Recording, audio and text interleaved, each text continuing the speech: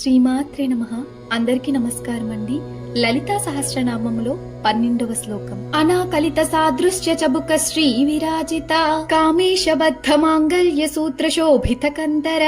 భావం: పోలికలేని గడ్డము యొక్క శోభ చేత ప్రకాశించు పరమశివుని చేత కట్టబడిన మాంగళ్య సూత్రముచే పవిత్ర సౌందర్యముతో ప్రకాశించుచున్న మెడగలిగినది. ఒక్క నిమిషం కళ్ళు మూసుకోండి. అమ్మవారి ముఖాన్ని మీ ముందు ఉన్నట్టు ఊహించండి. ఆమె చుబుకం చాలా సున్నితంగా ప్రత్యేకమైన అందంతో మెరిసిపోతోంది. ఆ అందానికి పోలికే లేదు. ఇప్పుడు ఆమె కంఠాన్ని చూడండి. అక్కడ మాంగళ్య సూత్రం ప్రకాశిస్తోంది. అది కేవలం ఒక అలంకారం కాదు, అది పవిత్రమైన బంధానికి సూచిక.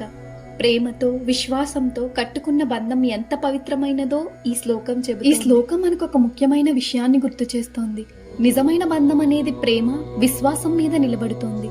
అలాంటి బంధమే పవిత్రమైనది. మన జీవితంలో ఉన్న బంధాలను గౌరవించాలి. కుటుంబం, స్నేహం, సంబంధాలు ఇవన్నీ ప్రేమతో, విశ్వాసంతో నిలబడాలి. మనం కూడా మన సంబంధాలను జాగ్రత్తగా కాపాడాలి.